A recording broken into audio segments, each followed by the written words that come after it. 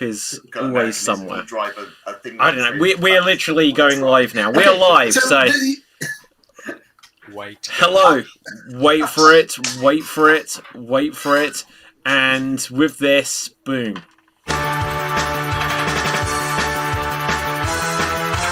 Welcome to the Geek Battle Zone. We discuss comics and puny minds are blown. We debate Marvel versus DC, Skeletor, X-Men, and Ron Weasley.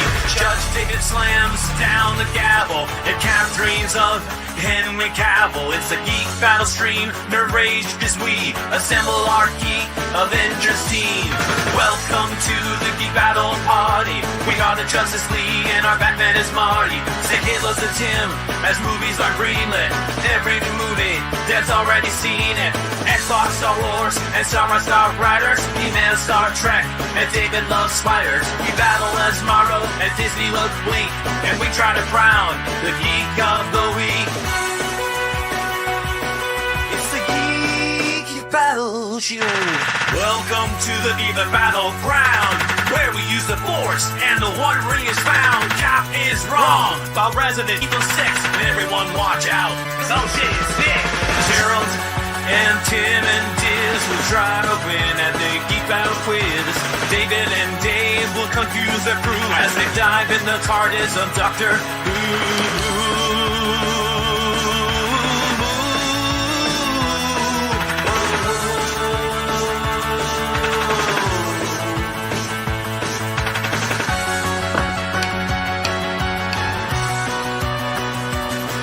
It's the Geek Battle! Watch out now, we're full of hot takes. Dark Courtney is garbage, but Red Dwarf is great. You love Sega, I love Nintendo. But in the Geek Battle, we are all friendos. Oh, it's a Geek Battle show! Oh, the Geek Battle show! It's a Teenage Mutant Ninja Geek Battle show!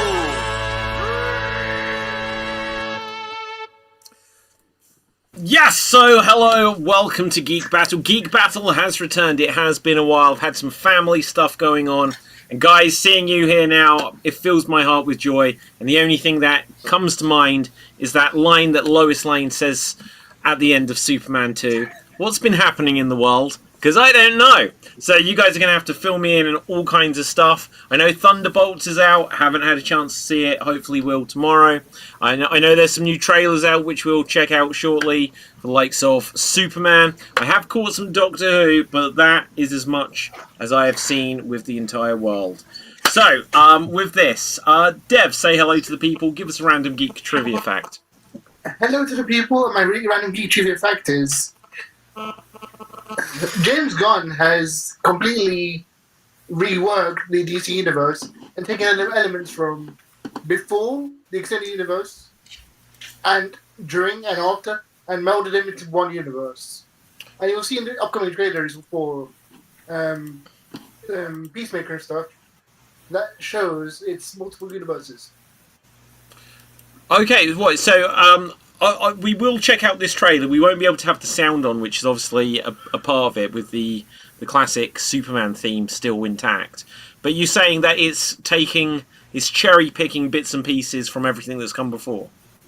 Yes. Ah, okay. Well, we'll definitely get into some of that, because I definitely noticed some of that myself. Tim, say hello to the people. Hi to the people from North Kingstown, Rhode Island. Pretty close to a even bigger city called Providence, Rhode Island, and the smallest state in the United States. Thanks for coming to Geek Battle. Should I share a geek quiz? Do it. Did you know that Kirkland Signature? Sorry, this is a Costco one. Kirkland Signature has some of the best tuna in the world, and also the best boots and soft shell winter jackets. That's because Kirkland Signature private manufactures all of their stuff up to a higher standard, and Costco is one of the most corporately social responsible big box stores in the United States. Woohoo! Okay, fantastic. I feel that my life is enriched. I don't think we need anything else. So, guys, that was our show. David? Hang on, Cap is joining us. Right. Okay. David, Dev, what did you want to add to that? United States? Quickly, about Kirkland's signature, I looked. Cap, what is going on? Regarding Kirkland's signature, I looked into them, and they are a manufacturer that gives that makes brand name stuff, but Kirkland is the brand for Costco. So they're premium stuff, but Costco branded. Mm-hmm. Yeah, oh my god, you will not get me started on all the silly things that Kirkland Signature sells. It's only in their Costco stores. I could nerd out on this. David, if you ever come down to the United States, I will take you to a Costco. You can get a hot dog for $1.50 and it's a big chicken. 2-bag. Yeah, a giant American-sized bag of Cape Cod potato chips for only probably $5. Wow. Okay. Well, yeah. Where's the consistency? Speaking of consistency, Dave, say hello to the people. Hello to the people. Good evening, good morning, and good afternoon to wherever you are hailing from. My name is Dave MC, and my geek fact is not Doctor Who. I know, shocker. It's Star Wars instead. I've been on a Star Wars binge lately. So, in Return of the Jedi, they never say the word Ewok, and they never call Palpatine by his name. In return, yeah. No, I know this to be true. Also, I'll throw another one in there because I found this out. So, in Palpatine's office in the prequel trilogy, he has when Revenge of the Sith, he pulls out the lightsaber from his back. In his entire office, there's actually 9 lightsabers that he has stored around his office in the Senate. Oh, pretty cool. Even though he says, I don't like using them because he doesn't really do saber combat. He's more of a Sith sorcerer than he is a martial artist. But saying that, he has at least 9 lightsabers scattered around his office. And if everyone can find them, I'll give you a cookie. okay. We'll forget that promptly. Right, Capelthave, you are not on screen. What's going on? Technical difficulties. I have no idea. 2 weeks, no Geek Battle, and StreamYard said, hello with you, and it signed out all my accounts, and the settings have changed. I don't know what's going on. Same, Cap, same. This is why the show started late. I couldn't even remember how to log on. Yeah, Tim couldn't log in from his car, so he had to go inside. Yeah. I'm in the tavern. Is that Stardew Valley? No. Does that mean yes? No, it's not. It's not Stardew Valley. You're like, no. I was like, that's definitely a yes. I'm inside the Yellow Duck Tavern. Yes, Oh, okay. And they are No particular reason. And they are serving duck soup. I've had duck soup. Hey, look, I've got a black and white duck. It matches my hat. It's a penguin. Yeah. Tim actually looking to see where his duck is. I can see that. I don't have one. Oh, damn. Right, Cap, do you have a geek fact for us? Okay, something just came to mind. So in the 40k universe, there are chaos gods related to aspects of life, like, God of War, survival of the fittest, and then Nurgle, acceptance, and then Slanesh, the god of love, and also debauchery. So what they decided to do in the 40k universe, a couple of Grey Knights, basically demon hunters, decided they're going to go to hell in the 40k universe, and they're going to find Slanesh, and they're going to kill her for good. And they go through all 9 hells of 40k universe hell, and they finally find Slanesh, the god of love and debauchery, and when they saw her, they realized, damn it, they're hot! Slanesh is not the god of love and debauchery. He's a god of horny. That's the thing with 40k universe. What you think doesn't fuel them also fuels them as well. So if you feel pleasure, even if it's a good kind, it still goes to Slanesh. That's why the Chaos Gods are unbelievable. So when you think of Korn, yeah? Have you been on the internet again?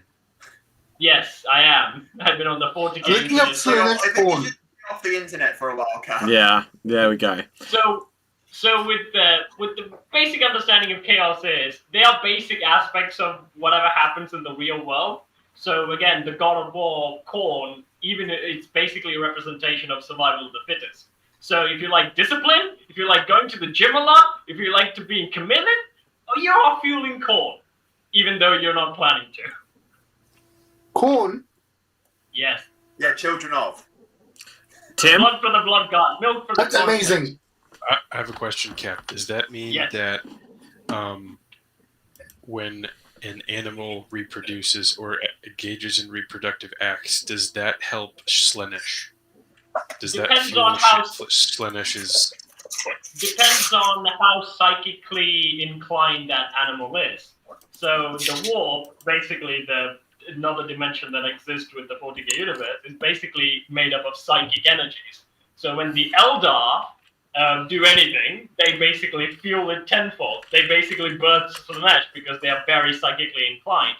Humans are also psychic a bit, and that's why their things also has a huge impact on the warp. But if you look at the Tau, like Dave's favorite faction, they have very little impact on the warp. So whatever they do doesn't really count in the warp. You know what? I want to hear everything Cap just said by Henry Cavill. Yeah, I don't think we can arrange that just now, but what we can arrange is we have a couple of trailers. I think we should start with Superman. So let's get this on the screen. Let's get our force field. Cool. If it'll work. Oh, where's the force field? There we go. Use the force field. Okay, hopefully this is muted. It is. So we're going to see it's a 2-minute, 59-second trailer. Let's give some thoughts along the way. We can rewind it if need be. Okay, I so saw this trailer and I really liked it. as Dev, you were mentioning, look, the font is very original Superman movie. The way it's flying in with the. He's looking for work after Jurassic Park.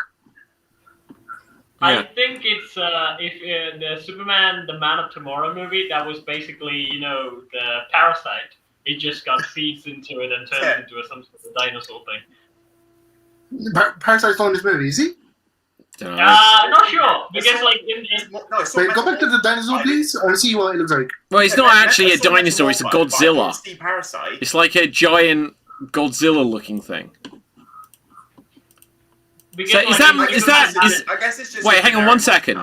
So is that his mother? Is that Martha Kent? Yeah. So they have Yeah. really gone back to the little old lady look rather than like the Yeah. former like leading lady. In James Gunn's last Guardians of the Galaxy, it had like a not Moses. It's the biblical story about the animals that go on the boat. So Noah. Noah's Ark. Noah. Noah's Ark. Yeah. Sorry, God. But in this one, you can see the water being parted when, like Moses does in the Red Sea, and Gunn does a good job of sort of putting a little bit of that into his movies, so that it appeals to the dominant political party in our Wait, isn't Superman the Jewish? Christian nationalists. Wait, isn't Superman Superman- Jewish? He's an No, alien. what do you mean? Isn't Superman Jewish? How can he be Jewish? He's from Krypton. No, the writers who did it was two Jewish immigrants who were kind of based on their experience. and Yeah, that's but why- that doesn't mean that Superman's Jewish. He's like. No, that's why all the families of Superman, like Kryptonian families, have Jewish-sounding names. The L's, that kind of leads into it. Although I would say the religiosity in Superman is not that highly shown, mainly because it's a sci-fi thing and not really fantasy or medieval. There's technically like some analysis and opinion that Superman is like an allegory for Jesus, and Jesus is actually Jewish if you think about it. But I don't know if we can actually. I don't know if it's not that something that I have thought about too much, but something that I actually had an interesting conversation with Sid when we were playing Injustice, when I talked about like religious aspects of like in Superman and stuff like that, and he was like really pissed at the reason why Man of Steel did that, and he was like, they still shoehorning religiosity into Superman. That's not Superman. Matt Murdock is the guy who prays in churches and makes the whole religion his whole aspect. Superman, just sci-fi. Just be sci-fi. Yeah, I think Matt Murdock's more Catholic though. Like he has the displays of like Catholic guilt and certain things. I think you're Yeah, right, but Yeah, there- but the thing there's is, like, that there's religion zero is chance part of that you think like Smallville and all that. Ma and Pa Kent definitely would be taking him to a church on a Sunday. Yeah. But Definitely. the thing is, like, we never see that, like, in any cartoons that you watch. I'm not sure. I mean, even Christopher Reeve films, like, that's never like they said, like, Superman is, like, super religious or quotes lines from the Bible or does things, anything remotely doing. I think in Man of Steel you get poses, and also in Superman Returns you get, like, the savior posings a lot. But most of the time, you know, Superman has always been Superman, just an average Joe, just being amazing and being a good guy. Yeah, I think that's also some of what the metaphor and allegory for Superman is just sort of the outsider who is still trying to do his best.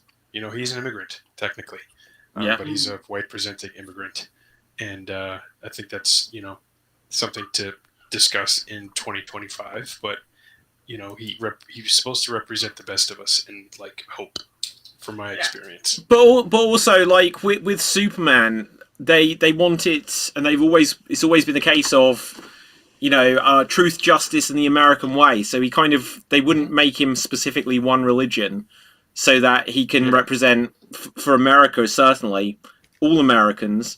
But then, obviously, as it's gone more and more global over the decades, I think they've changed that catchphrase. So I can't remember what the new version is, but it isn't truth, justice, and the American way anymore, because they want him to be a global figure. So in 2000, They did the same thing for Captain America as well. Yeah, that one doesn't work quite so well when his name is Captain America, right? The thing, like, Superman can get away with that because he's Superman. Yeah, he's an alien. You know, he's not even American. 2006's Superman Returns, they say, you know, that he still believes in truth, justice, you know, all that stuff. So they took out, you know, the American way in 2006, and they marketed Captain America as the first Avenger in all the countries outside the U.S. So it wasn't Captain America; it was the first Avenger, and then probably a subtitle of Captain America. Yeah. So look. So Sorry, once again, this makes me laugh when they throw a can at his head. It's like, you know, he's not going to feel it. Why bother? Right. well, Joe, this has got some interesting stuff in there. Okay, so look, it's got, what's that guy's name? I forget his name. He was Frank Grillo. Well, yeah, and he was in Captain America as, like, the bad guy that... Yeah, Crossbones. Crossbones, that's it. Yeah. So it's interesting that we've already got one multiverse aspect there. And the whole point of this is his brother. Is it played by his brother? No. but It's definitely going to be played by James Gunn's brother. He's going to be in there somewhere. Clearly semi-automatic. No, David. Hey, what happened to David Cap? plays Max Lord. Max Lord. Yeah. Okay. I can't swear that it's going to be great, but I think you're going to come away from this and you're going to say that was fun. Also, When you look at the Guardians of the Galaxy, James Gunn was able to introduce a lot of characters into every movie of that, so he might... All of these characters that you're seeing, like, how relevant is Lex Luthor as a villain? Because unless he's just manipulating people, what can... It's not just that he's got to stop Superman. There's literally a dozen other superheroes that could stop Lex Luthor as well. Maybe he's the president right now. They do say Mr. President on this, so that'd be interesting. Dev? okay, so two things. The What's lady the second that was, like, thing? destroying the lab and stuff Yeah. is the technician character, is a villain that works for Lex Luthor.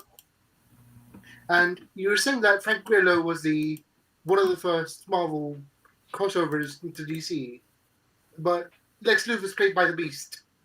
Well, yeah. No, I didn't say he was, like, the first or whatever, but it absolutely sucks. Who mentioned the menu? That was I like dead. him. The menu is absolute dog shit.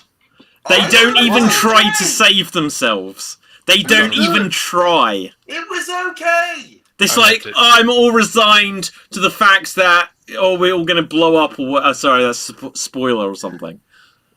But Ralph the burger Fiennes scene, and the Andy burger Doyle scene playing is that movie. beautiful. The bug, Cheeseburger. I like Ray Fiennes is a great actor. Doesn't change the fact that the story is shit. I loved it. I thought it was Oh my god. Dave, Yeah, good just movie. calm down and have I a haven't breadless seen it. platter. It was a great recipe for disaster. Oh my Have god. a breadless platter and you'll be fine. Yeah. I love this I'll scene. agree. I'll agree with you, David, because I haven't seen it. Like, Jimmy Mack, you know, God bless his soul, right? He and I debated this from the moment it came out until he passed, unfortunately. But I maintain that film was awful. I enjoyed it. I could make you the best burger that you've ever tasted. It would be like the first burger you ever ate. And then she gets away and everyone else just sits there.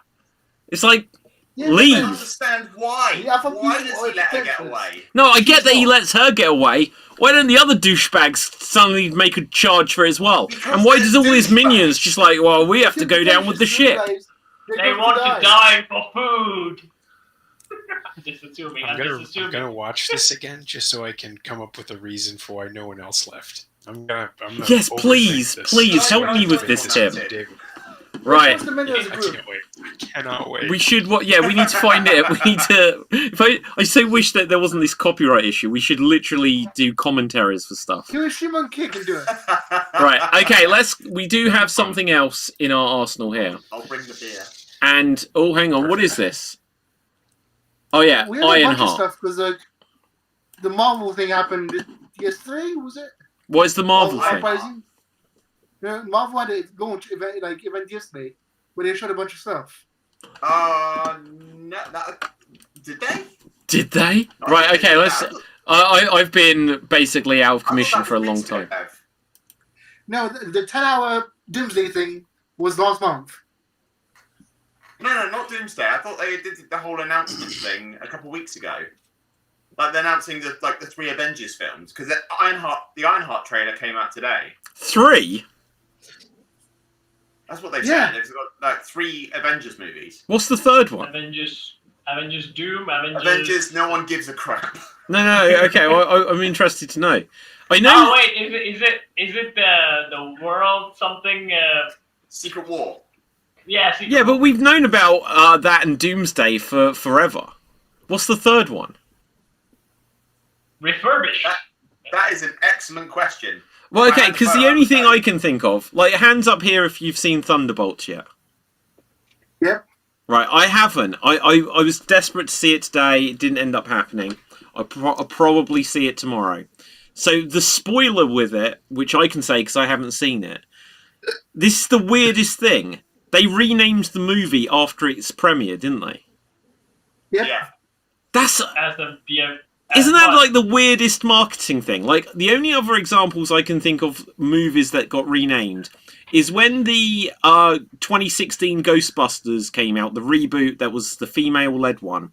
It was just called Ghostbusters. By the time it came out on DVD, it was called Ghostbusters Answer the Call. And then the Tom Cruise movie that's like Groundhog Day, it was called Edge of Tomorrow. And then you just started seeing posters on tube stations where it was called Live, Die, Repeat. Does anyone remember this? Here's the thing. They've done this repeatedly before, but this is like recently they've started doing it like. When have they done release. it? When have they renamed a movie? Civil War. No, Yeah. that was before. That was before because it was Serpent something, right? Yeah, Serpent Society. Then they changed their name. Yeah, but not before. They changed its name before it came out. That was like a code name so that people didn't know what the story was. I think they did it because Batman vs Superman was coming in. They're like, oh, we're gonna team fight with you. I think that's what happened with Civil War. Yeah, but I've never heard of it because isn't this just called the New Avengers? No, I get it because no one knows what the heck is Thunderbolts and nobody cared, and they were like, New Avengers, come and see us. Why didn't they rename it before it came out? Because I'm going to go on to... If I go onto my cinema app now... They're named Thunderbolts Asterisk from the beginning. Yeah, so it was always their plan. It was their plan. The Thunder Avengers. Yeah, look, it's still called Thunderbolts. So this is just like a really mixed messaging thing. Because imagine if you're like you've kind of fallen out of watching the movies, and you're like, oh, did you see the new Avengers movie? And people are like, oh, there's a new Avengers movie out. I hadn't even heard of it. It must be crap. That would be my reaction, right? And then you look at the poster, and you're like, oh, well, Buck is in it. Who's everyone else, right? Oh, there's no Captain America. There's no Hulk. Why is everyone wearing leather black? Are we going back to the 2000s X-Men? Yeah, it's a good point. Right. Well, anyway, I can't find I'm going these. to rename Deadpool and Wolverine. I'm going to rename that guy who sits in booth who's horny for Deadpool, the movie. Wait, is that about yourself? It's completely. No, shut up. That's Cap. Right. What? I think it's a cheap marketing tactic. I don't know. They're like, oh, the Thunderbolts are kind of edgy, so let's call them the New Avengers in an asterisk. Yeah, maybe. Right, let's check out something that is new. Ironheart. I don't know when it's starting. What is that? What's it about? So in Wakanda Forever, there you go. They introduced this girl who was at like uni, and she's basically made an Iron Man suit. Oh yeah. Okay. I've only seen Wakanda Forever once, so I don't remember any other details about her. I remember one scene from that movie. But it's like, ooh, a bomb. Why? And remember, this was announced in like 2020. So yeah. We waited 5 years for a series, and she's only appeared in one movie.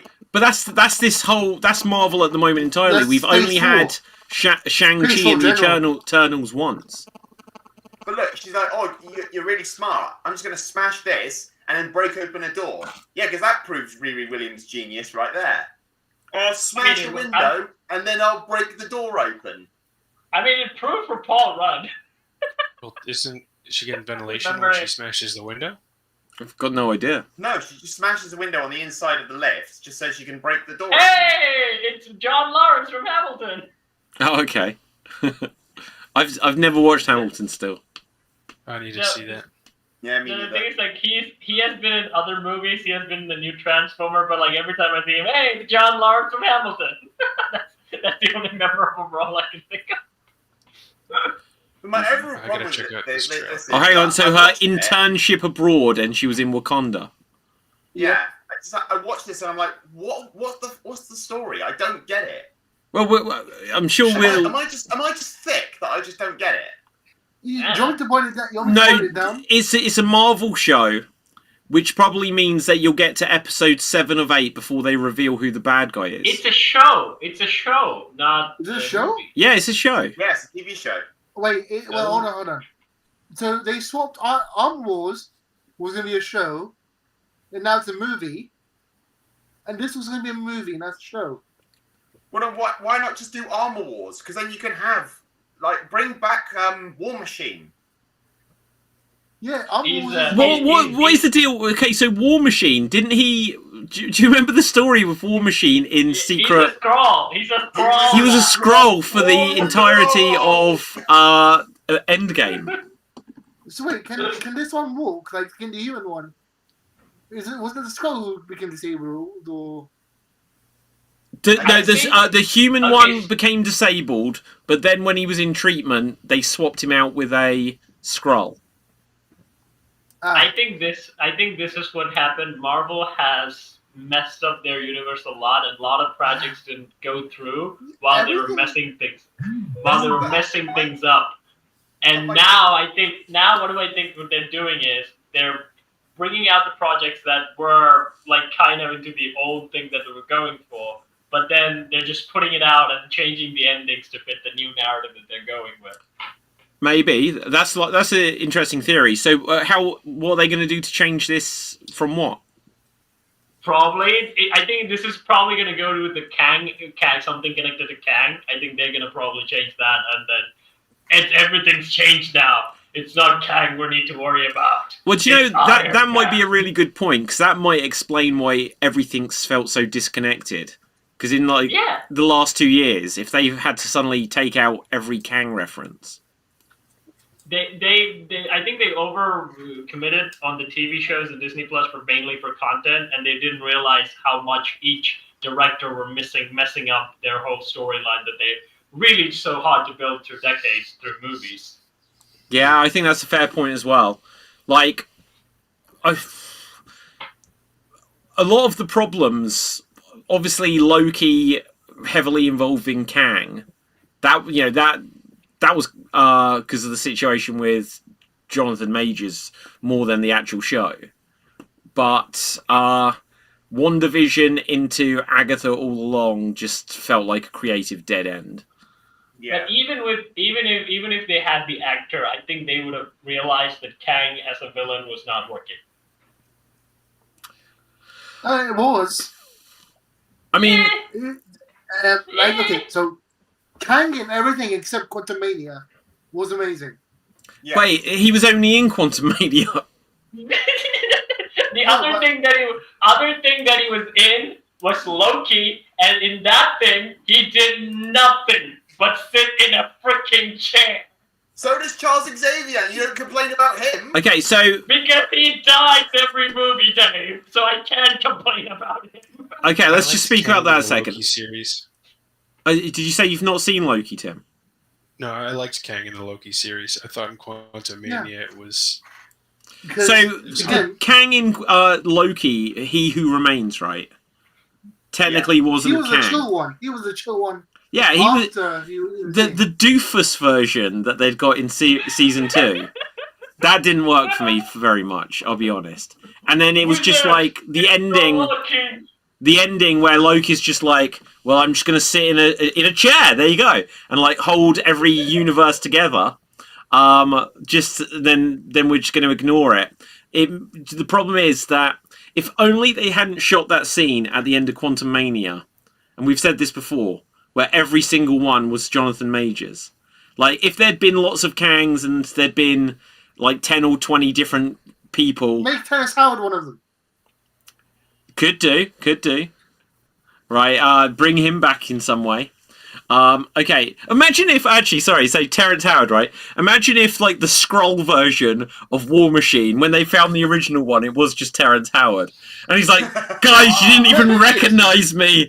It was just some other dude. You didn't recognize me all these years. Yeah. Yeah. Okay, Dave? I was going to say with that, the Ironheart trailer, I just think that Ironheart really, and this is no disrespect to like the actress or anything, I think Ironheart herself is just a nothing character because the comics didn't do very well, and she only appeared in Wakanda Forever, and even then we don't get the whole like we've had. I know it's a step away because in the comics she was working with Tony, that's how she made the new suit. But in this, I don't get what they're trying to go for with her. Like say, oh, she's a genius at a university. Okay, show me that. But they don't. They don't show her genius aspect. They just No, show, she was raised by the FBI. But the thing is, like, they say, oh, I read an article with her that she said, like, oh, the difference between Riri and Tony Stark was that Riri built a suit with nothing, and Tony was and I quote, a gajillionaire. When I was like, well, hang on, that's wrong in itself. He built it in a cave. Suit was built in a cave. Yeah. He wasn't a gajillionaire at that point, was he? He built the suit for survival, like to stay alive. But with Riri, I don't get that. I don't get why did you build an Iron Man suit? There's no reason for you to build one. Hang on, Dave. Iron Man built one. Hang on, Dave. Haven't you built a Dalek? Dalek? You have built a Dalek. Let me finish. Let him finish. I'm interested in hearing, but I'm pretty sure I'm going to disagree. Go ahead. But Tony built his suit to escape a desperate situation, right? And Riri built a suit for, as far as we can tell from Wakanda Forever, no reason. Like, literally no reason whatsoever.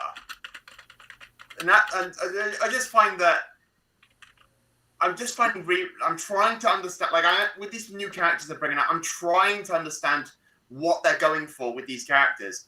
But I'm either I'm thick or I'm just like in a cynical sense. I'm just not getting it. Okay, guys, we'll all have our chance on this, but just so we're clear. Okay, it's like, why did she build an Iron Man suit? She's a fangirl. Okay, Tim. It's pretty much what I would think is like, someone maybe the Ironheart character finds themselves like sort of in the same maybe they're like poor, and they heard the story of Tony Stark, who's like stuck in a cave with very minimal resources, and then you become like, you're still smart, you're still intelligent, there's still access to these resources. Okay, I'm going to try and do what Tony Stark did. Like, I'm motivated by that ingenuity and creativity, and I want to build a giant suit of armor where I can mess some stuff up. I don't know. That's or save people, rather than just mess stuff up. True. Yeah. And save. Dev. So the reason they got Ironheart in the show is because they're trying to build this whole legacy of Avengers thing where you've got second Black Widow, second Hawkeye, second whatever. And then they looked at the possible future Iron Mans, and there's only 2 available. Who's the other one? Ironheart. Yeah. And the other one is Iron Lad, who is a Kang variant. No, you had Spider-Man. He's the only one who had a connection with Tony Stark. Or Pepper. The one crying. Or War Machine. Yeah. Literally, you got War Machine Or there. Iron Patriot. Yeah. Yeah. Okay. And he's also War Machine. I do want to say, 2 things. First of all, when they realized the distinctions between smarts, right? I always wonder, super smart when it comes to things, but still they vary in intelligence when you think about it. Batman is also very intelligent in a lot of things, but he's mostly a detective, a puzzle solver, and that generally kind of adaptive knowledge that he has. But when you think someone like Iron Man, who's more of an engineer, who's more about inventing things, creating things. Shuri, I think, is also the same one. Is basically an engineer. Well, when it comes to Hulk, he's basically a radiation expert in a sense with nuclear stuff like that. He can do other things, but in a very lame way, and that's why he made Paul run a baby. But first, the only point that I really want to make when Dave said Ironheart is a lame character, that's the same thing I'll say to Kang. He's lame. He did nothing. Okay. Did I need to show you what Kang does in every other thing he's in? Yeah. Dev, I've seen him appear in in the Avengers cartoons that I saw. He was the boring villain of that whole show. He beat the shit out of everyone without blinking. He didn't. No, he didn't. He just had a chess match with Iron Man. That's all he did. And all he was I will put the video in the chat. They can decide. Nerd rage. Okay. The thing with the reason why you build an intimidating again, Kang was more of the sophisticated. His whole line was, "I'm bad, but what's coming next is worse." Okay, and we were waiting. We were waiting for what is worse. We didn't get a glimpse that gives us, oh shit. When you think of Thanos. Oh, for a second, I thought Nick was showing up. No, it's not. With Thanos, we kind of got a mystery, but we did get intimidation when you saw a floating chair and this big, massive Titan is sitting around. And the first thing when he appears, he beats up the Hulk, he beats up Thor, and a ship full of Asgardians. That's how you build intimidation. With Kang, you saw him a lot, but he did nothing that would give us intimidation or be afraid of the guy, except for one line. I'm bad. What's coming is worse. I think He Who Remains was a good introduction. I think the mistake they made was in Ant-Man. For me, who I'm not the comic book guy, all I knew is that Thanos came in and beat up Hulk, like you said. Kang lost a fist fight to Ant-Man, who has no powers. Right, and he didn't even lose it to Ant-Man. They were both in the quantum realm, so it was an even playing field. He just lost to Paul Rudd. Exactly. Tim. Cap, you explained Kang in such a way that I tried to figure out what his whole bad guy shtick was, and it just made me realize it's the same guy, except every time he says I'm bad, he's the least bad version that the Avengers nope, you're done. And then the next Kang comes up I'm bad, but the next guy's no, you're done. And then, maybe Captain Marvel's there, and Kang's oh, I'm super bad, but the next guy's you're done. I would have loved to have seen that. It's happen. basically doing Skeletor, but without, doing "I will get you next time, He-Man." It's just like, "Someone will get you next time, He-Man." I expect they'll in circle that back case, round to that would Kang be- at some point. In that case, it would be, "Hey, you beat me in a chess match, Iron Man, until we meet again." Yeah. Dev? How do I? Okay, so I spent ages researching Kang and like studying him. Sure. The Why? He Who Remains one is exactly like that, Dave. Especially when I found a female ones. So basically, with all the Kangs, at the end of time, they had a massive war between each other, and the He Who Remains was the most level-headed one that managed to beat the rest of them. But he's also the one that's been in charge for so long. He's mellowed out, so he's no longer as evil. He's more, I'm in charge. I'm not evil. I don't want to destroy anything, etc., etc. So how is he a villain? Like, But the other ones are like the one at the end of Loki wasn't bad. The one at the beginning of Loki season 2 was good. no, but the other ones are Deb saying this one was the general one who managed to beat all the evil ones, but now he's also mellowed out. So you already got the top guy who's mellowed out, and whatever you get is the mellowed out guy beat. Again, you're saying this equation does not add up. What I'm trying to say. Yeah, because Either- the fight they had takes place like a million years from now. Yeah, but you need. Let me. Cap. Yeah. I'm going to put it this way: Invincible multiverse. That's the way I'll put it. Because That's one is what? good, the rest are bad, and that is Kang. That's what Kang was doing. Our mark is He Who Remains. Yeah, that's how you can basically summarize all of it. One is good. Yeah, The rest are worse. Okay. but guys. yeah. Right, I was going to say, as much as I'm getting confused with this, I think we should move on. Right, okay, because the most important thing, perhaps, we have yet to look at. What is it? Spider-Man Noir. Ooh. Ooh, yeah, yes. So, like Nick Cage, live-action Spider-Man. Nicolas Spider-Man. Cage. Oh. It's a really short spot, but look, that's cool. And they literally just I'm say for this. Spider Noir. I I'm hope Joe for Fix this. is in It's it. a long way off. What Let's is just Sony take it doing? again. So, But I'm for this. I am for this. Nicolas Cage, though, he's going to do this well, I'm sure. Yeah. Yeah, but like I'm trying to when you think about it, like Into the Spider-Verse is probably he's the less cageist because he's a cartoon and also a cartoon wearing a mask, so he can't really do his caginess. His I'm like, faces. Is this a Sony movie? It's... I don't know, that's a really good point. It must involve them somewhat, because Also, it's their casting. I know it's Amazon... It's going to be on Amazon Prime. So it's literally not even going to end up on like Disney Plus. So it's going to be very disconnected from everything else.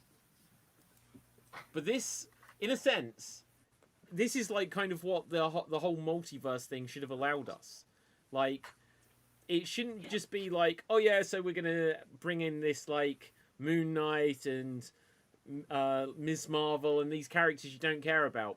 If you've got all of these characters now, it's like, well, let's just do another Spider-Man, but let's try Nicolas Cage in the role, see what happens. That's what you want. It's just Have like you want fun these with it. weird things. Go on, Dev. So the event I was mentioning earlier, where they showed all the announcement of the trailers, was called the Disney Upfront.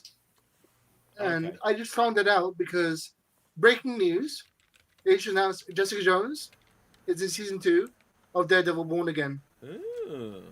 Okay. Okay, so they're going to do Jessica Jones season 3 or 4 or something at some point. At some point, I think, because Yeah.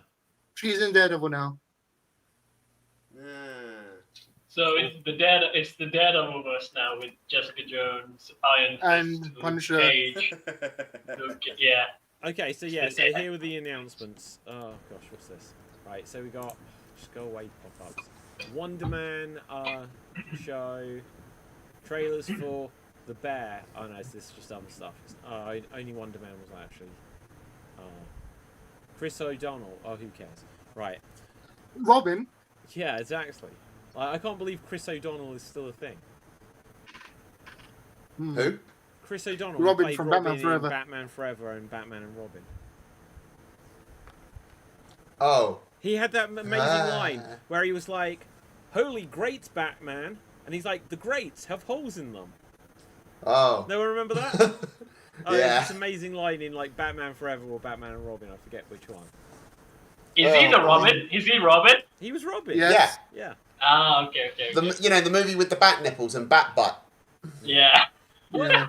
Were the nipples actually in Batman Forever, or did they just come in Yes. Batman Yes. Yeah. and Robin? Bat nipples. What am I looking at? Oh God! Don't look it up. David It's gone on the Another internet. stream. Don't look on the Good internet. idea. Bat nipples. No, Search it's the search pretty history good. after an episode like this. Whoa. Okay, hang on, guys. So you think it's Oh, God. pretty good, and then you just see this one bat breastfeeding. There you go. I told you, stop looking on the internet. Can't help it. Right. Okay. So, But you know the funny thing, I think in Batman and Robin that was the first film, right? In that no, one, Batman when, Forever was the first. okay, in Batman Forever when like his parents died, right? Bruce Wayne adopts him like he does in the cartoons, but Robin is already a grown man, and what is he adopting? That's always the funniest thing.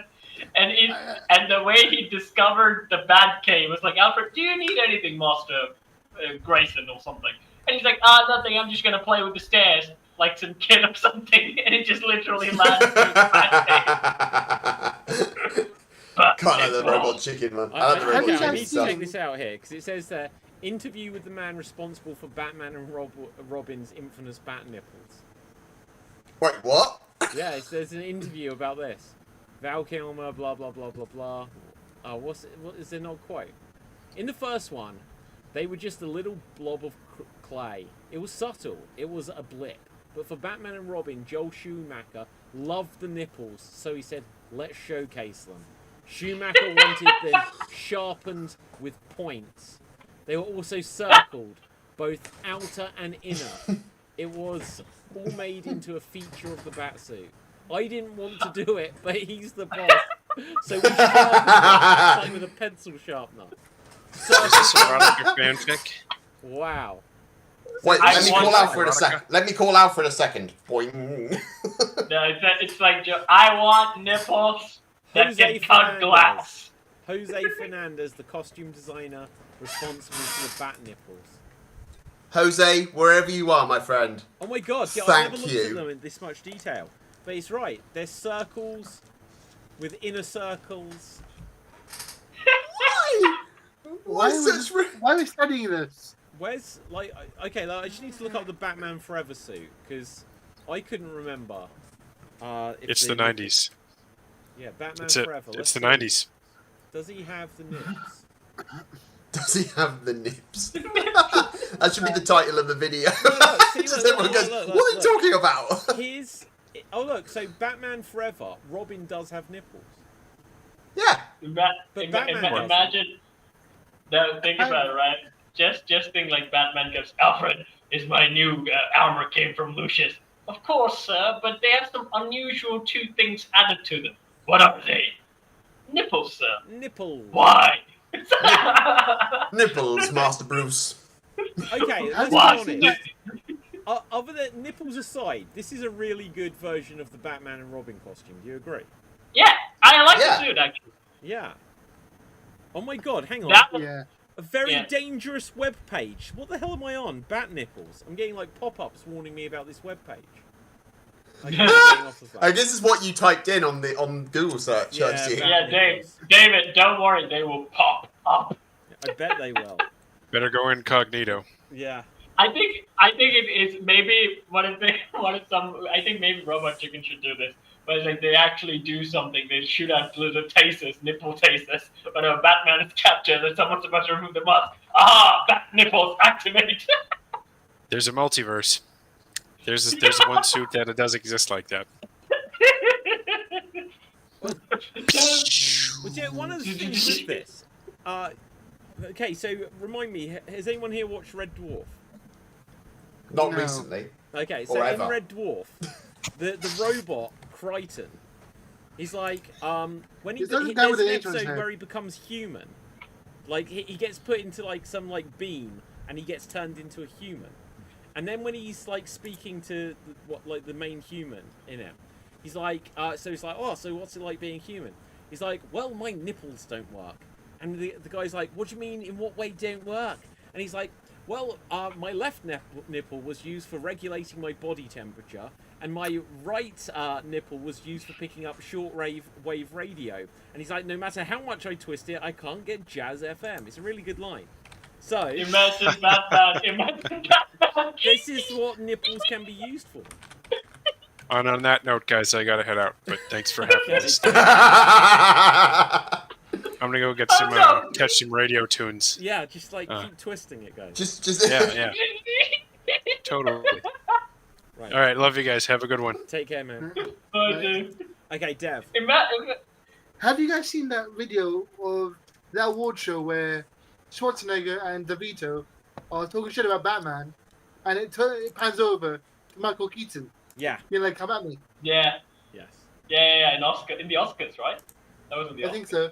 Like, literally, and Michael Keaton, even in that moment, shows why he should have never been recast as Batman. Hmm. Is it because he didn't want to do He didn't want to. that? Did you Yeah. guys ever see Birdman? Yeah, Birdman's good. Yeah. Birdman. I used to love I think Harvey Birdman, the animated parody show, Harvey Birdman. I Yeah. recognise the name. where he was a lawyer Oh. for every one of the Yeah. old Hanna-Barbera shows. Oh, yeah, Harvey Birdman. So, one episode he defends like Shaggy, and the next episode is Secret Squirrel and stuff. The Okay, how weird does thing is like Secret Squirrel work? Do people not know that he's a squirrel? No. His case was he was arrested for flashing people by opening his jacket. What? Because remember how he opens his jacket to he showed his squirrel nipples. take his tools and stuff. Yeah. He got in trouble for flashing people. Yeah. Okay, good. Now, guys. Hi. Hi. It's been a few weeks. There has been a new season of Doctor Who. Who here has seen it? Who wants to give a comment? Bits and pieces. Only bits and pieces. Now, what I can say is a couple of weeks ago there was an episode. If you haven't seen, have you seen What the was one the from good 2 episode you were weeks talking ago? about? The one where they go back to midnight. Yes, that was Yes, a good I episode. watched that one. I genuinely think that's the best episode of Doctor Who probably in about the last 5 or 6 years. I would agree with you on that one. Yeah. Like the whole way they set it up and the monsters evolved now. I thought, but they still, if I recall, they still didn't show it, did they? No, and you shouldn't. No, They that's really the beauty shouldn't. of it. They Yeah. never showed the creature. Yeah. What you got in it is that. So one thing that was unfortunate is they already did a story years ago with Donna of you got something on your back, and literally it was kind of a bit too close to that, where the monster it was just behind someone, and when you'd see it, I don't know if I can replicate this like with a hand. See if I can do it like with this hand going behind here. You'd spot something and it would just be for like one frame. You'd see something then. So if you pause it on that frame, which I haven't done, you'd see a shape. But when you go back to the original episode on Midnight, and there's like, if you haven't seen it, there's like a spaceship and it's flying to this planet that's like all diamonds or whatever like this. And the Doctor's speaking to 2 guys in the cockpit, and one of them was just like, wait, look, there was something. And they were like, what? And they literally show you what he's looking at. And he's like, it was just there for a second, it sort of moved. Then he goes, there it is again. And when you look at it, there is nothing. You as an audience member, they show you absolutely nothing. But it was just like, it was so fast, it was a shadow, it moved, and then you never find out really more about it. They kept that element in. They went with a new gimmick. I think it feels a bit unfair to call it a gimmick, but like this idea of if it gets behind you, it latches onto you.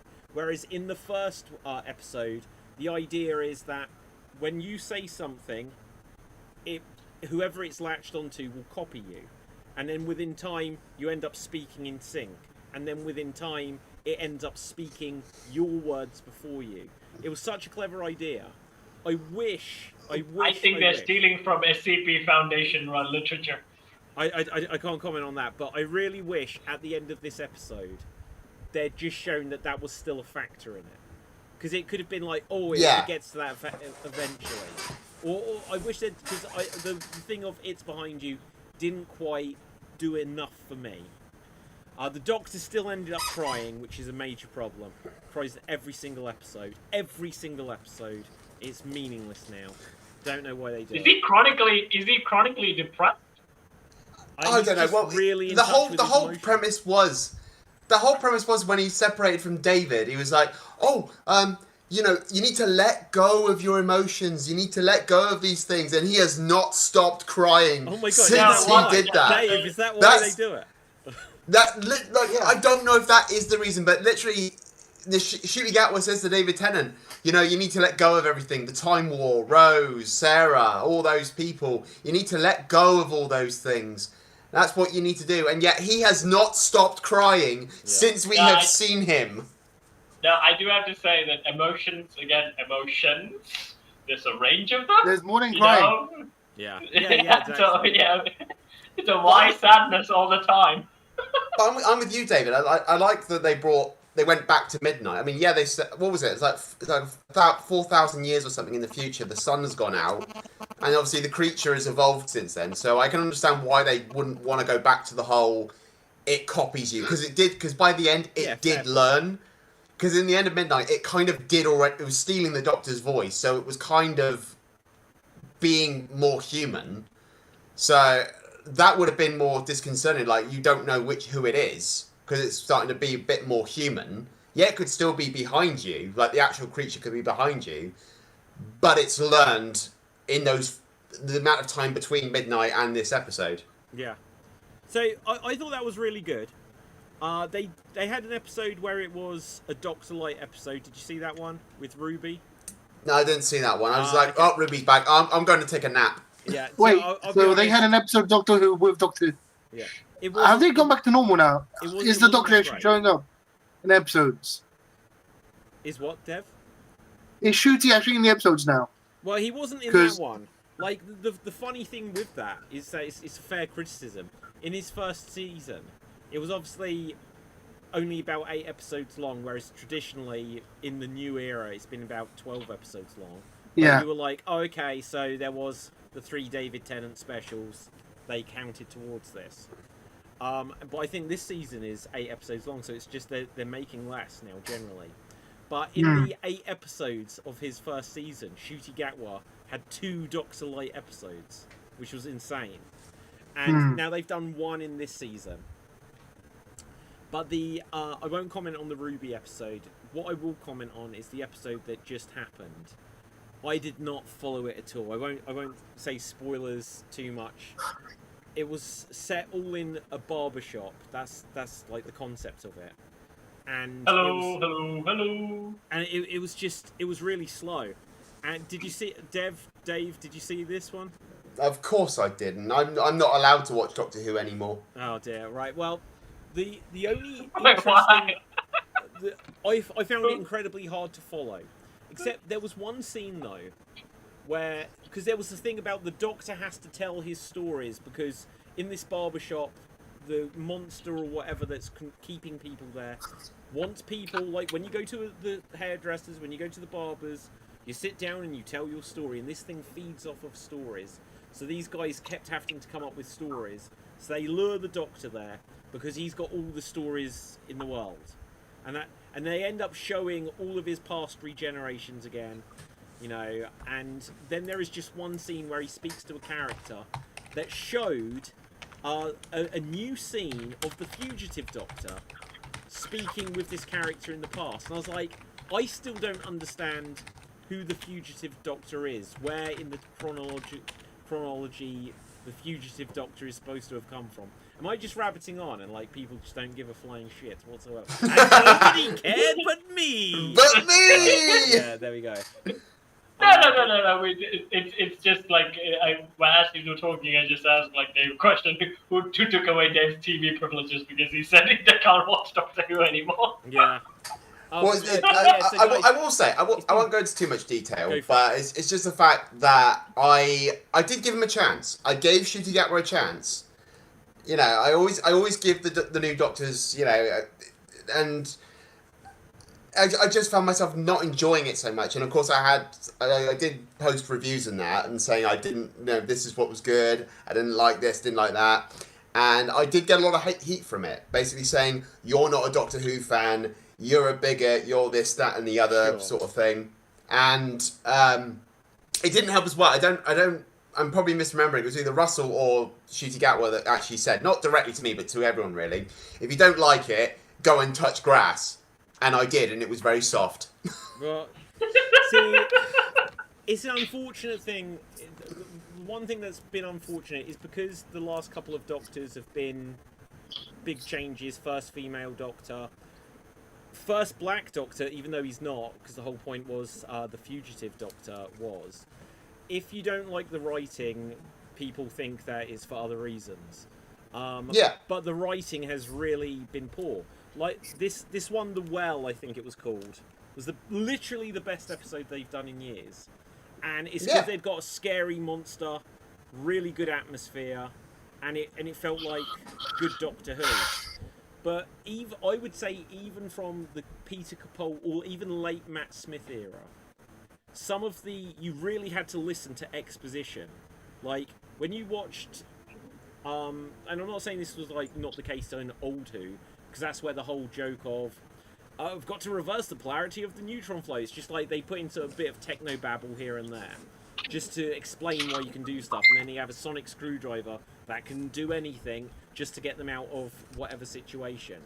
But I would say from the late Matt Smith and so much more throughout the Peter Capaldi era, it would just be that there are episodes where I'm like, I'm really not following what the monster is, because one of the things with the old Russell T Davies era is that his approach would be there'd be a monster, it would repeat a phrase, dilly, dilly, hungry, hungry, exterminate, exterminate, and you'd just know that the Doctor would do something clever and defeat it.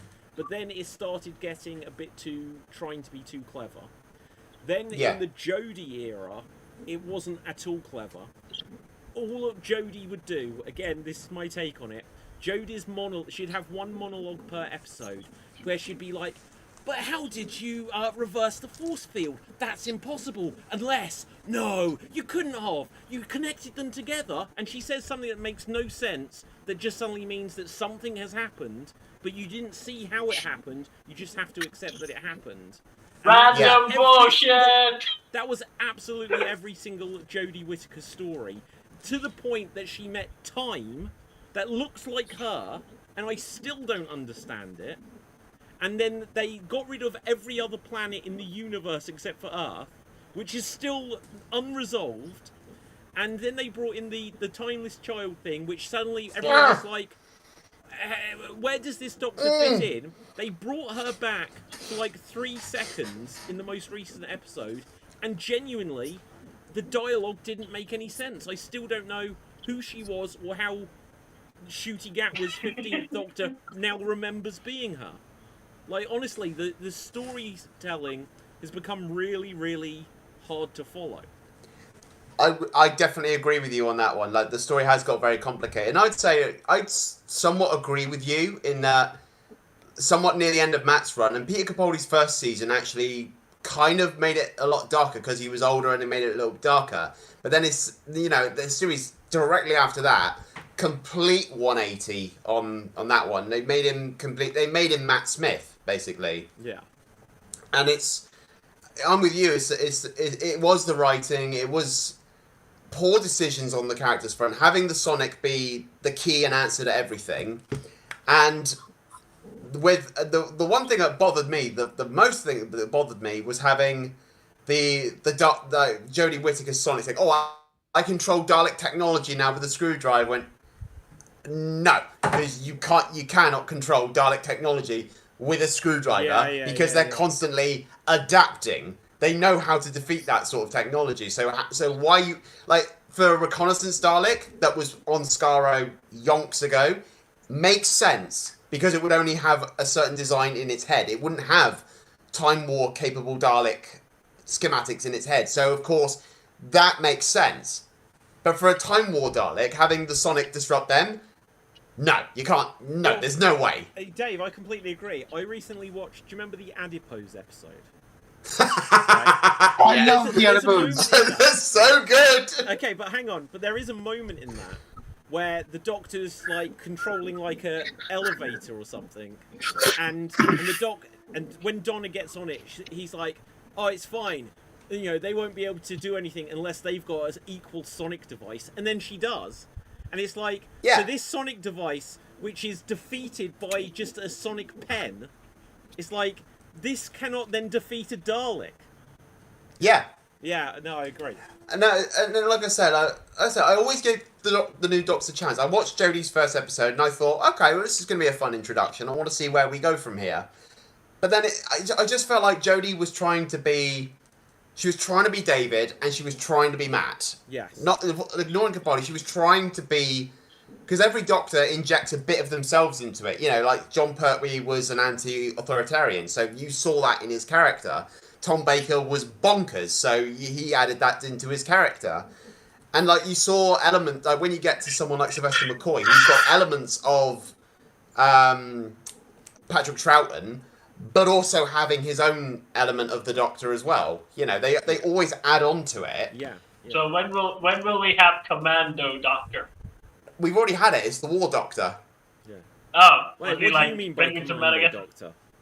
Doctor? You Like, mean, you know, like Doctor Skipper Who in from- his underwear? No, like in Skipper from Penguin to Madagascar. Yeah, War You know, Doctor. Yeah, the War You know- Doctor. Okay, then that's just wondering. The Soldier Doctor. You know. He was the one that wanted to blow up Gallifrey. Twice. Twice. Next. Like, Go on. I will say, like, the guy who's doing the voice of him for Big Finish right now, Who is it? Jonathan Carley, I think is the guy's name. Doing the voice of the War Doctor. John Yeah, Hurt. because well, John Hurt did the first War Doctor stories, and then Jonathan and who's the actress who played Leela? Because she's the producer for the War Doctor series, and Jonathan Carley, he's now doing a younger War Doctor, and it sounds so much like John Hurt, and I can't recommend it enough. It's really good. So does he come up? Does he come up and say "Hasta la vista, baby," and the sonic screwdrivers everyone? Yeah, I'd be able No. to. What and I will was his say as well quote that in that crossover? Because well, 10th had I don't see. The other Yeah. 11th has Geronimo. What did War Doctor say when they War when they Doctor said is a that? catchphrase. He had a catchphrase that he said after. Gallifrey dude 4, said- Gallifrey stands. It's like, oh, for God's sake, Gallifrey. Yeah, oh for God's sake, Gallifrey stands. Yeah. But the War Doctor doesn't have a catchphrase. Ah. The Wait, he's only in war. like one episode. How there's not much to establish it, is it? Although Okay, I will say in the War Doctor series, he does have one catchphrase: "Go away." That's not Okay, David. Let's play a game that we did before when you showed me something cool from Doctor Who and I laughed at it. Show me the War Doctor. Show you the War Doctor. Show you the War Yes. Doctor. Okay. Yes, let me Isn't rate. the actor famous as well? Well stuff. So Yeah, the you War should know Doctor- the actor cap. Yeah, you'll know the actor. So look, this is the War Doctor. That's the War Doctor.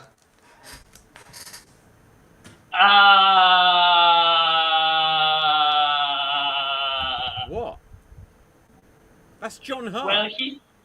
Well, he's very, very old. Yeah, but that's What? the You idea, got right? It's been So- millennia of war. Of Yeah. course, you're gonna age a few So the 100,000 idea years. Is, so look. So Yeah. the Eighth Doctor. But- So here's Paul McGann. He was the Eighth Doctor, and they did a TV movie. They didn't end up making more Doctor Who for about 9 years, I think. But when they rebooted it, well, it wasn't a reboot, but when they brought it back, Christopher Eccleston was the Ninth Doctor, and you never saw how he regenerated from the Eighth.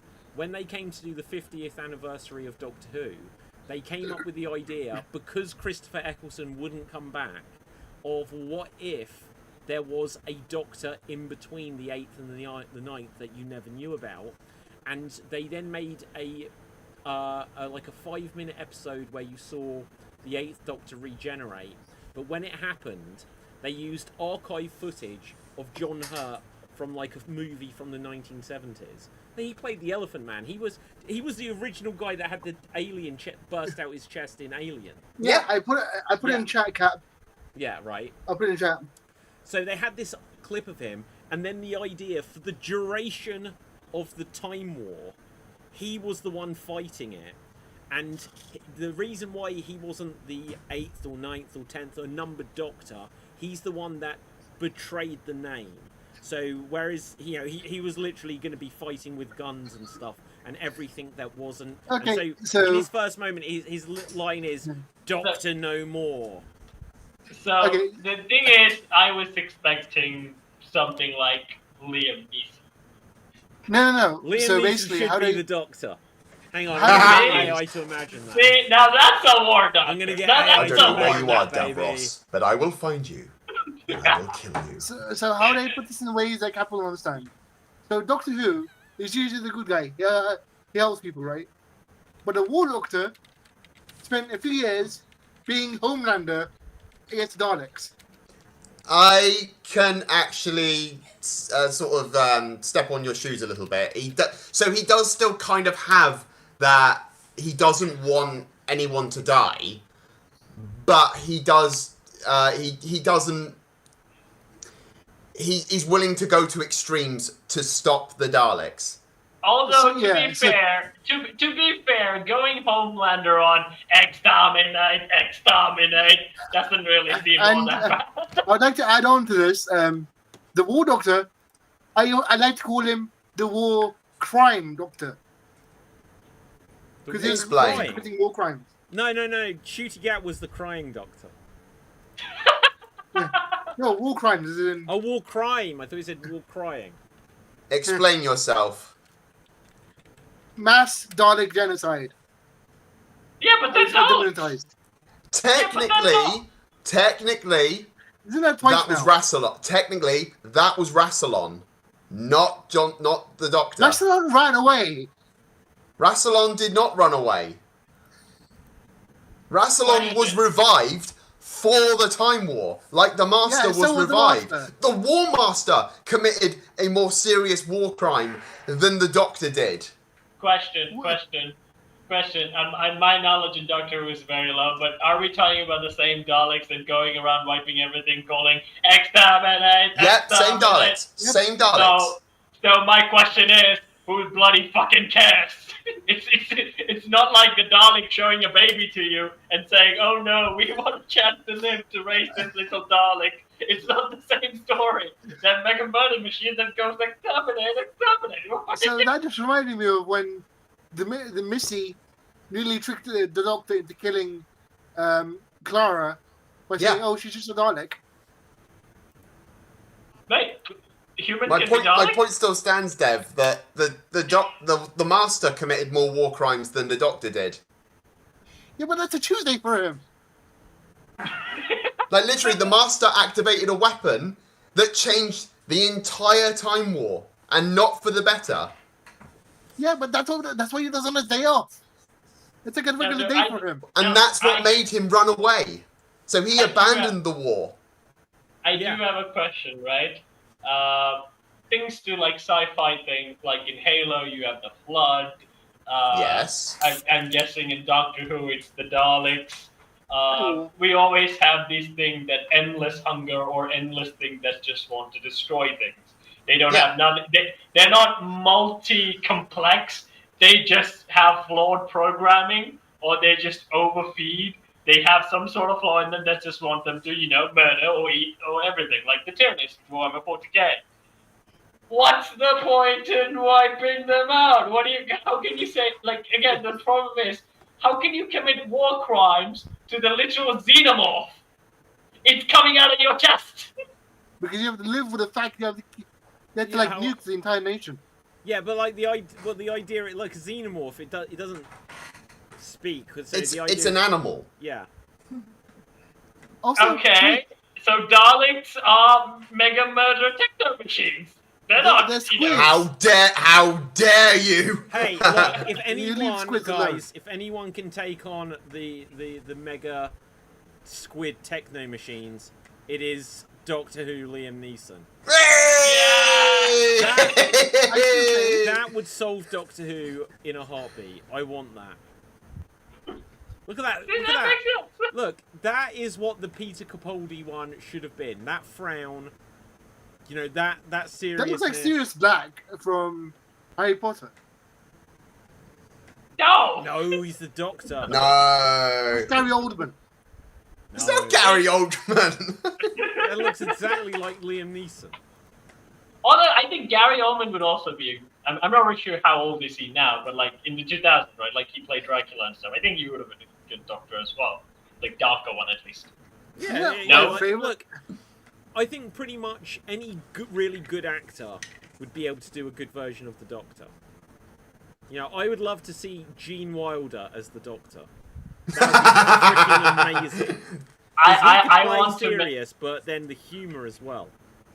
I want to make Rowan Atkinson's version canon. It is. It is. Yay! More of that, please.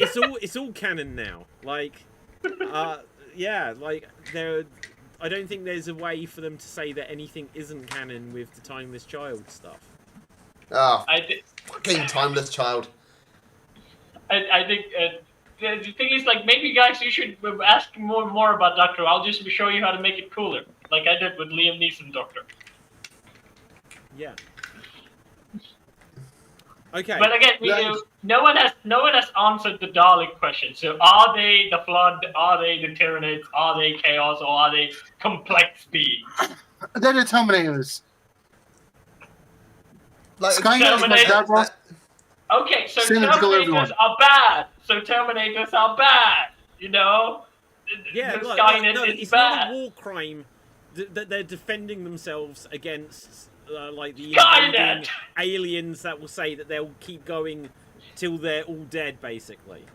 You know, so Yeah. But it's not like, you know, any sort of aliens come to mind who's looking for a place to stay or something like that. And some of them are bad, but some of them are good. That's complex. no, they're all bad. That means They're all bad. yeah, okay. There's like then two that who are good. cares? The only time that you had like a version of a good Dalek was when they made a hybrid with human, and then the humanity side of it came through.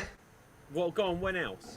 I'm gonna throw my hand in the ring. There's been more than one instance. You've had the Rebel Daleks from Patrick Troughton's run, where the Doctor injected Daleks with human DNA, and you had the Dalek Civil War, and those ones are still alive. And then, Yeah, but if they got you human had- DNA, it's the same deal. No.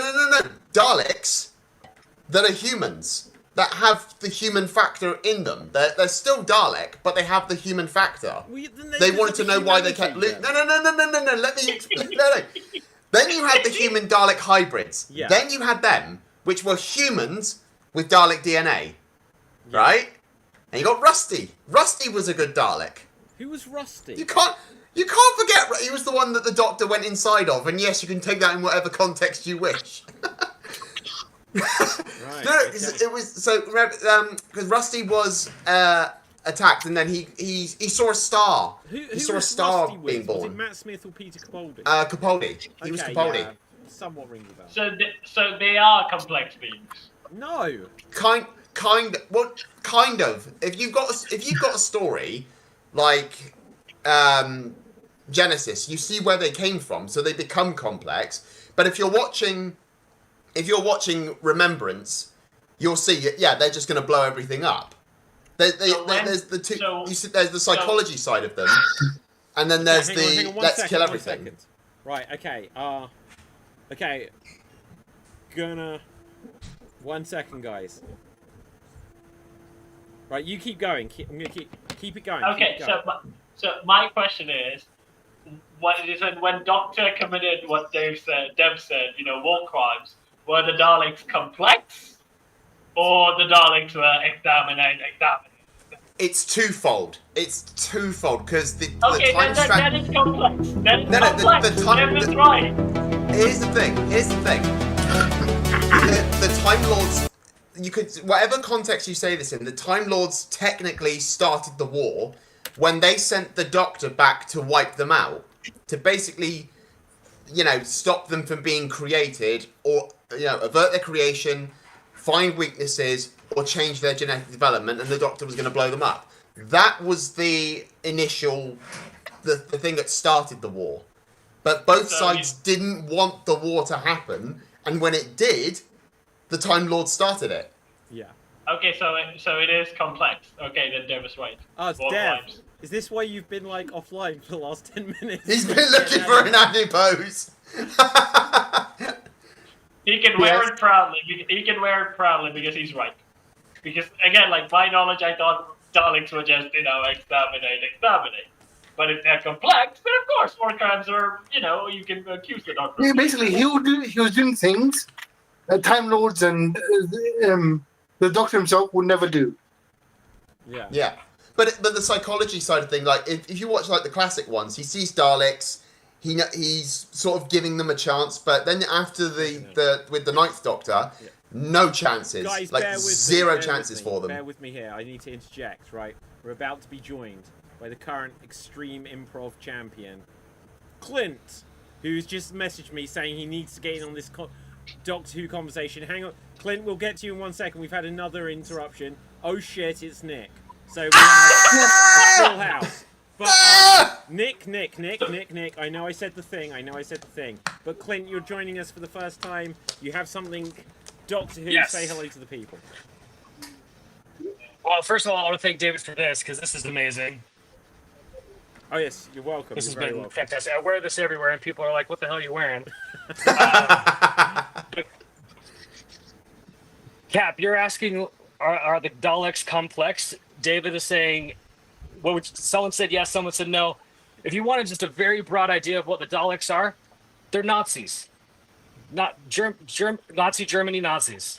It's fair. That's pretty much, if you want to have an idea of what they are. They're not. That's the whole reason Not why they wrong. were written. Yeah. Is that as Nazis. Because when you go back to 1963, that was when the first show was, right? That's Yeah. It's not long removed, so that's what the allegory there was. And when you go back to movies and stuff in the decades that followed, you'd have this very clear good guy, bad guy. And it's only when we get to the very late 90s that we start getting the General Zod's where, well, he has a point too kind of villain. But that's saying Daleks are bad. Yes. I was following along that whole conversation about Doctor Who, and I don't know if David saw it in the comments on YouTube, but I was just like, I gotta get in here. I gotta talk about this. Absolutely. Yeah, but no, in fact, Clint, I've had some family stuff. I haven't been on. Oh, fantastic! Yeah, I haven't been on shows in a couple of weeks, and literally I've forgotten everything. I haven't been checking comments. Degrino says Jazz FM is still too much for some people. That's the whole nipple thing. We got loads of comments I forgot to respond to. But you say here they're all me. All the comments are me. Yeah, the 15th. Oh, we're on loads of platforms. The 15th Doctor. You say his emotional intelligence is higher than past Doctors. Could be. Maybe why he cries. Yeah, but that's exactly not just why he one cries. But I think he But cries too much. If you cry in every episode, it's less mean. Oh, hang on. Are we doing this here, Clint? I see. Oh, are we doing this? We're doing this. We're having a sonic screwdriver off. Right. Oh, good dropping starts. Where's the rest of mine? God damn it! Right, Hang on, 1 second. I feel toilets. You need to get these toys going. You need to get a Sonic cap. Yeah. Hold on, I got it. I only have the right one. Hang on. Just gonna get it. There you go. So Clint, we will check in on these. Okay. Wait, you know what? I want to hear Clint's thoughts on the phone for the screwdriver. On the what? On the vibrator. The phonic screwdriver. This one? Yes. Yeah. I love it. It's a mouse, though. There is this fact that it's a. I think it's kooky enough. Like, it's less phallic, which, you know, I mean, you can have your phallic ones or don't have your phallic ones. It's totally fine. But I think this is enough of a departure from just the single cylindrical looking one that, I don't know. I think it's fun. I mean, is it easy to pull in and out of a pocket? No, but I mean, when does a doctor ever care about pockets? But what I get you saying is you can do this. Oh, hang on, where is it? You can't find the button. There you go. Right. Okay, so Clint, do you have all of them? I don't have River Song Sonic. I do, but it's in a box, so I've never opened it. Let's see. I've got. Wait, hold on. River Song gets a Sonic. Yeah. The whole point is she gets a Sonic. Did you saw Silence in the library, right? It's just like as a wedding gift. Yeah. Okay, so one I've thing got that's threes. always bothered me is you can't get the original Sonic screwdriver as like, you can't buy it anywhere. Because I know it looks shit. I haven't. But Wait, do you have an original Sonic okay. screwdriver? no, I don't think Like they the sell first them. one? Well, no, they did. Where? When? Well, if you go to like a B&Q, mate, and you find like this metal tube, there you go. Yeah, exactly. So like the original one, literally, it's just like a pen light. So, Well, because it was a screwdriver. No, it was a wasn't. screwdriver. It wasn't a It did what? screwdriver. It did its job. It was a Sonic But the point screwdriver. is, why don't they sell it? Look, not even that looks like the It's actual.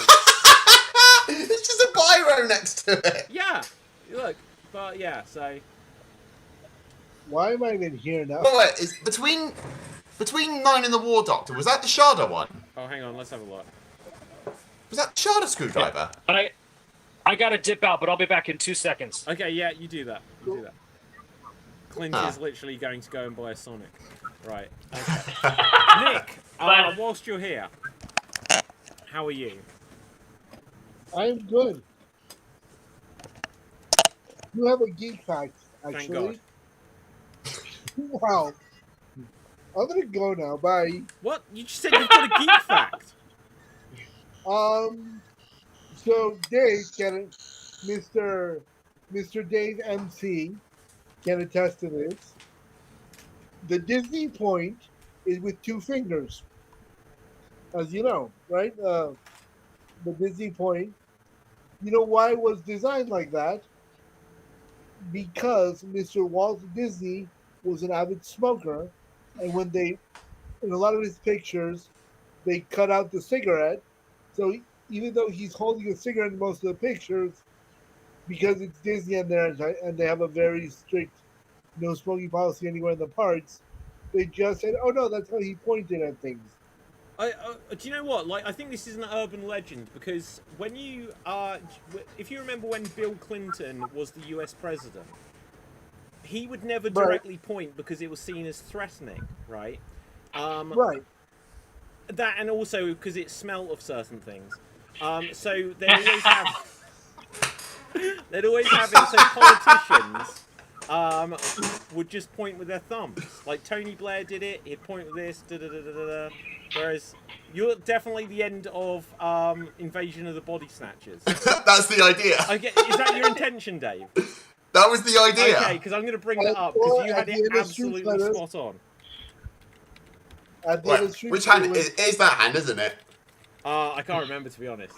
And right, let's just have a look. So, this famous moment, like you've got it side by side. That's right. There you go.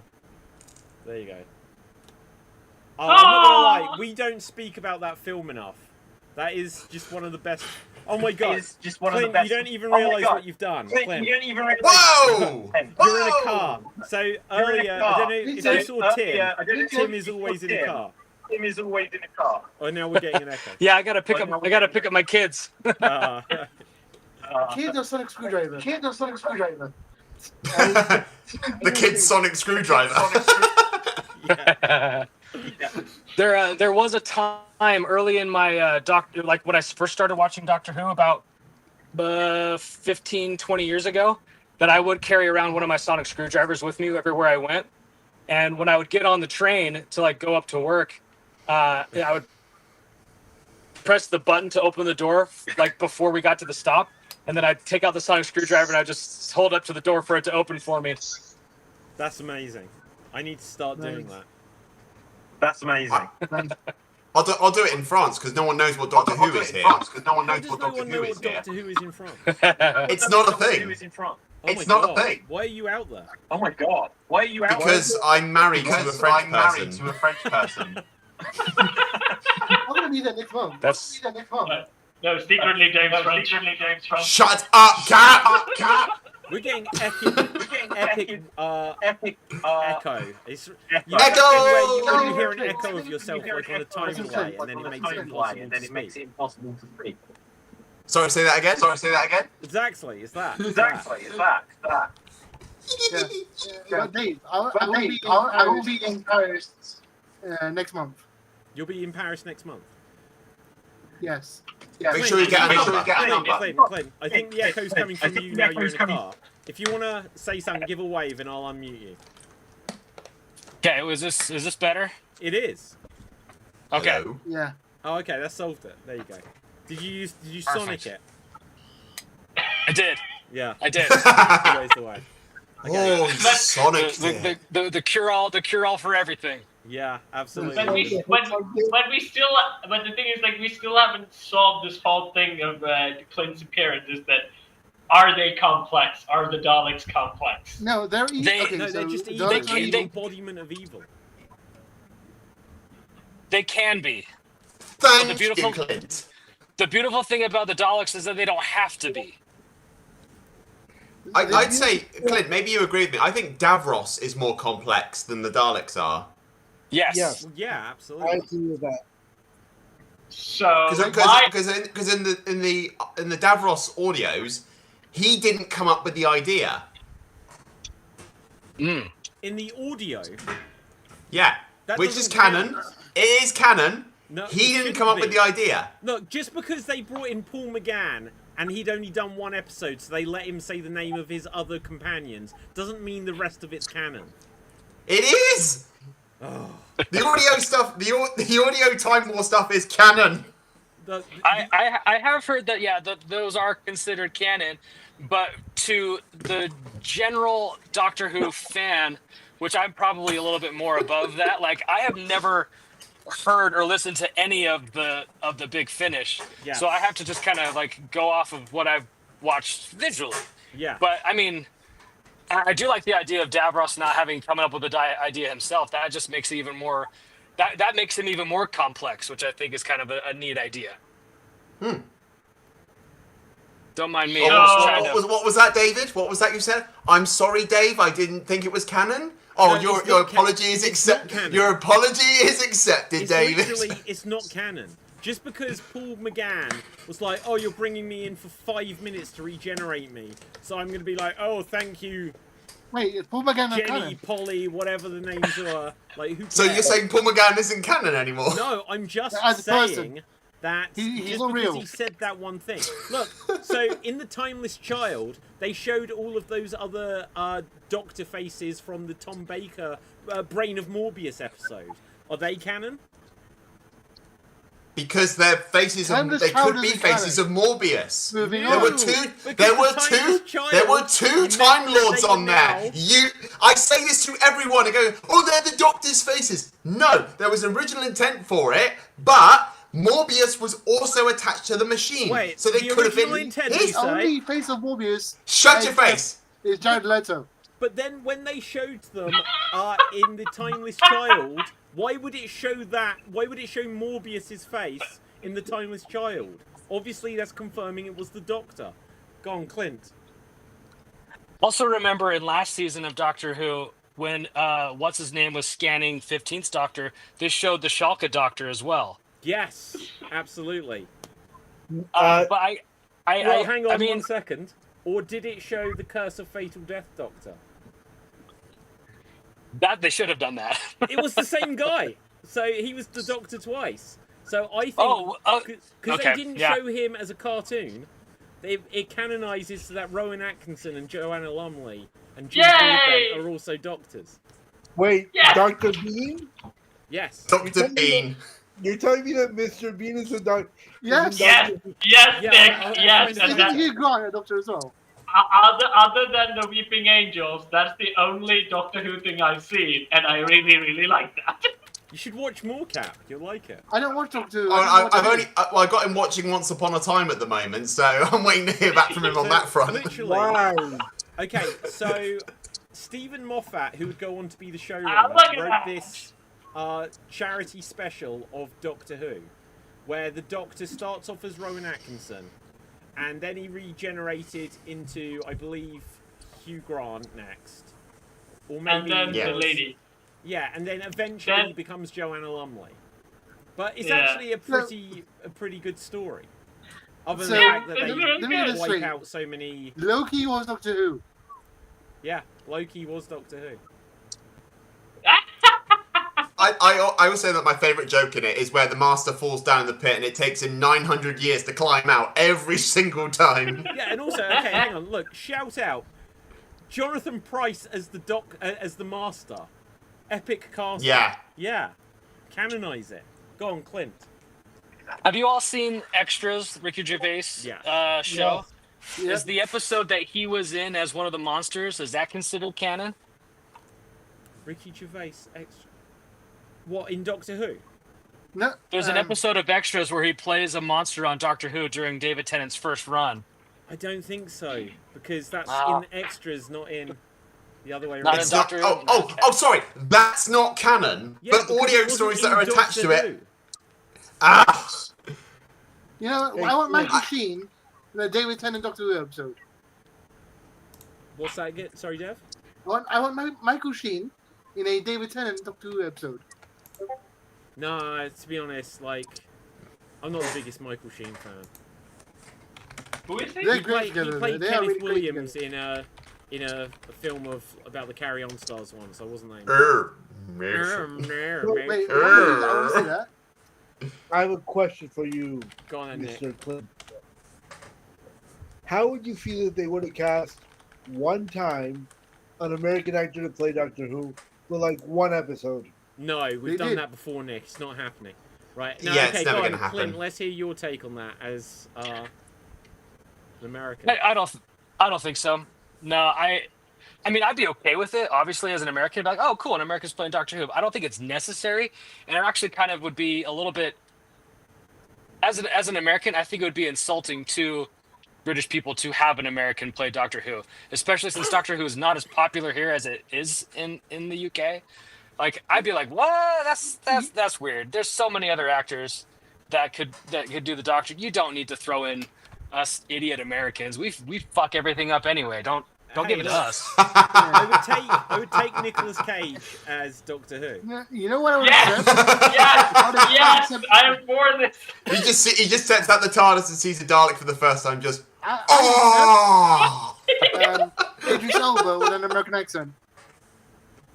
I'd accept Idris I- Elba with an American accent. I think that's what Doctor Who basically needs to do. If it wants to become very relevant, it needs to, like, either Liam Neeson, the Doctor, or who we said, Nicolas Cage, the Doctor. I think that could actually bring a lot of popularity to it. Or Cap, it can do the one thing that it should have done from like the moment Jodie Whittaker stepped down. Retire. No. No, that's like Doctor killing Who's, Mickey Mouse. Doctor Who's got to go on forever. Retire it for a while. Take a No, break. that's like killing Mickey Mouse. I You can't do could that. get behind that. I think Oh, okay. just look, the Hey, episode. David. Clint, did you see the episode from a couple of weeks ago? I assume that you see it. Yeah, it's on Disney Plus now. So the one where they go back to midnight. Yes. Hadn't that recaptured like the atmosphere, everything about that? It was, for me, that was the best episode. The last episode up there with that was the Jodie Whittaker, the first Weeping Angel, or yeah, the Weeping Angel one. I thought was good. They did something fun with it. But I really liked the well. I liked that they returned to Midnight because Midnight is probably my favorite episode of all time. Yeah. It's And top so five. go back. to go back to it, I thought like this is a bit. I tried to talk to my wife and kids about it. Like, you'll never guess what Doctor Who went back to midnight. The diamonds have all been mined, and the creature's still there, just messing with them all. And my wife and kids like, Dad, shut up. We're watching something else. And I'm over here just like with my 7 Sonics, just being like, yeah. I did see though there was a behind the scenes like little vignette that they did. Andor. I know I do need to watch Andor. But there was a behind the scenes vignette that they did about what the creature looked like in that episode. And it kind of looked dumb, but I think that was more for just like the actors to react to something. Yeah. I don't think that's actually what the creature looks like, which thankfully it doesn't, because it did look kind of meh. But that episode I thought was great. I'm glad that they went back to midnight, because I loved that episode. Yeah. Yeah, I said the same thing, because I was saying to David that I assume he heard as well, because I've been on and off with Doctor Who. Like when I went and watched it was kind of like, oh, okay, so they went back to midnight. That's a nice little step back into something that we've seen before, and we're going to see something new with it. I just feel like the damage has been done. You know, like with, you know, the Timeless Child really left that sour taste in my mouth. You know. Yeah, and same with me. Like talking about the Timeless Child, like Dave, I'm with you. I don't want to talk about it. It hurts too much. Yeah. It's, Okay, hang on 1 second though. I've just found. Is this it, Clint? Yes. Oh, that doesn't work for me. No. Get rid of it. I don't like it. I didn't realise, because look, this is the freeze frame. Because I said it was just a shape. But if this is literally it, that does not work for me at all. No. It kind of. It's like the Sith Lord's helmet from Andor if it had just skin. No, it's the guy from the Acolyte. Yeah. And it looks like one of the creatures from Silent Hill. It does look a bit like something from Silent Hill. Yeah, so in my head canon, that was just something for the actors to react to. It's not a good monster look. Yeah. Oh my god! It's a round thing. Yeah, it's just... I don't It's know. rock So, face. I'm gonna be honest. I'm not nowhere near caught up with Doctor Who, but I am really enjoying it. Yeah. I just finished Matt Smith's run, and I'm about to start Capaldi. So, It's all downhill from here, my friend. Right. no, but my best friend, who's one of the reasons why I watched Doctor Who, told me that she loves Capaldi. You know, so. I think I never returned back to Doctor Who because I saw the Weeping Angels with David Tennant and I saw the Matt Smith one that I really didn't like, and I was like, eh. So after that, I just. So, Cap, like, I don't know what you could see it on, if it's on Disney Plus or whatever. The episode Midnight that we've been speaking about, it I'll works look into it. standalone. Another one I'd recommend from a similar era is The Waters of Mars. That's a really What about good episode. the Satan one? The Satan Satan Pit. Pit. You know, I I'd think say you mean that's- you mean that's both down of the them? tier for me. That's It was down a the tier. two-parter with a Mars suit.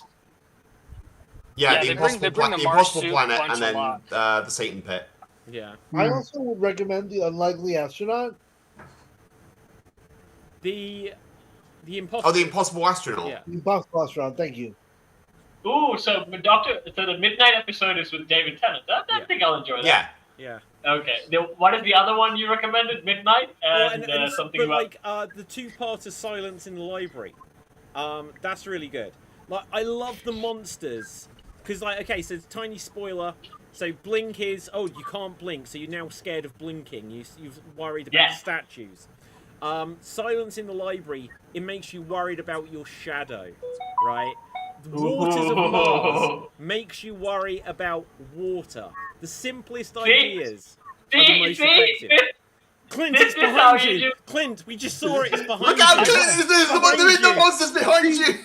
I know. They're I've got focusing I'm on doing theater stuff. pickup today with all the kids, so they're all here.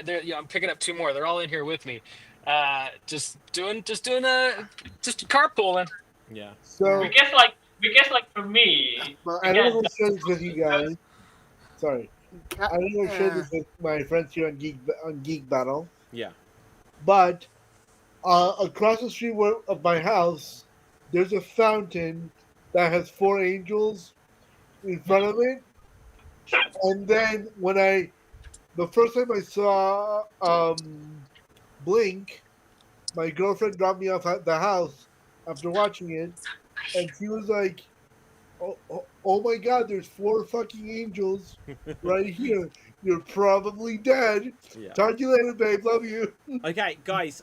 Dev, I'll come to you, but on this note, we're about to run into extreme improv time, so we will begin to have to wrap this one up. But Dev, you wanted to say? Everybody here is recommending scary, suspenseful, thriller episodes of Doctor Who. I would like to throw in the most sass-filled, funny episode of Doctor Who I've ever seen, which is the one where the Daleks fight the Cybermen. Yeah, Doomsday. Yeah. See, for me, I never really liked the Daleks. That's like the only thing that was like, yeah, okay, so they're just a British guy going around fighting. Well, in that case, Cap, I would just recommend just one of them. I'd recommend Dalek. You asking if they're complex or not? I just recommend Dalek. With I just want you guys to fight and explain things, okay? I really don't want to see the history No, of seriously. If you ask the question about complexity, I'd say go and watch Dalek. Dalek and Dalek in Manhattan as well. I still don't find them we're cool gonna come enough. to you, but then we're gonna have to do the wrap up. Clint. I agree. Watch the episode Dalek, mostly just because it takes place in Utah, which is where I live. Even though you don't see any of Utah, it's all underground. But that is a fantastic episode. Okay. Yeah, that is. I just forgot which episode that is. Yeah, that is a really good one. Okay, and that's a Christopher Eccleston episode too. It is. Yep. Right. Well, the Christopher Eccleston. Look, all of until Stephen Moffat took over, and it was obviously too overwhelming. All of his episodes, when he was just a writer, are like the best ones. The Christopher, Are You My Mummy? Like best ones in that season. Right. Okay. Now, let's find out where we can find everyone. If you've got a geeky recommendation, let it be known. Dev. You can find me on TikTok and Twitch under the name FWDAT. My geeky recommendation is watch Karate Kid Legends, coming out next week. Wow, that's cool. Let's come around quick. Nick. Here, basically. Watch Doctor Who. Start watching Doctor Who from whatever doctor speaks to you the most, and then William Hartnell. Start with William Hartnell, and then go to fucking what's it? Tom Baker. My favorite doctor has the scarf. Your favorite doctor with the scarf? No, not really.